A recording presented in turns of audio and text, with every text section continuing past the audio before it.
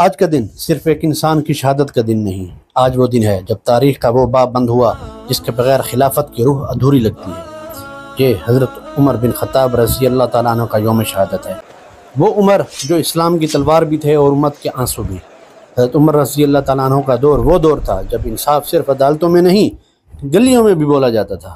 جب رات کی تاریکی میں مدینہ کی گلیوں میں خلیفہ وقت مشکیزیں اور آٹے کے تھیلے لے کر گھومتا تھا اور صبح صادق کے وقت مسجد میں قرآن کی صدائیں عدل کے تاج پہنتی تھیں، آپ نے روم و ایران جیسے سپر پاورز کو نہ صرف شکست دی بلکہ ان کے نظاموں کو مٹا کر اسلام کا عادلانہ نظام رائج کیا۔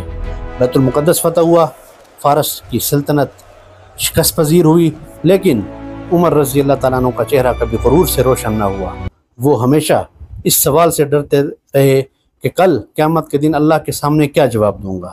حضرت عمر وہ تھے جنہوں نے کہا، دریا کے کنارے اگر ایک کتا بھی بھوکا مر جائے تو عمر ذمہ دار ہے۔ یہ وہ نظریہ تھا جو آج کے حکمرانوں کو آئینہ دکھاتا ہے۔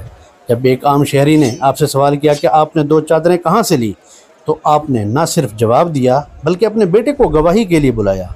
یہ تھا وہ معیار احتساب جو آج کسی حکومت میں ڈھونڈنے سے بھی نہیں ملتا۔ اور پھر وہ لمحہ آیا جب ایک مجوسی غلام مسجد نبوی میں چھپ کر وار کرتا ہے، وہ وار جو جسم پر تو زخم لگاتا ہے مگر پوری امت کے سینے پر قیامت برپا کر دیتا ہے۔ خلیفہ راشد کا خون محراب نبوی میں بہتا ہے۔ عمر کا آخری سوال یہ ہوتا ہے، کیا میری نماز مکمل ہوئی؟ پھر فرماتے ہیں، میری قبر رسول اکرم صلی اللہ علیہ وسلم اور ابو بکر صدیق رضی اللہ تعالیٰ عنہ کے پہلی میں ہو، اگر عائشہ سے اجازت مل جائے۔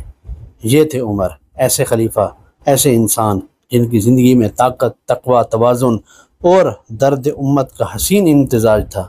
ان کی شہادت صرف ایک دور کا اختتام نہیں، امت کی نبضوں میں ایک خلا کی ابتدا تھی جسے آج تک کوئی پر نہ کر سکا۔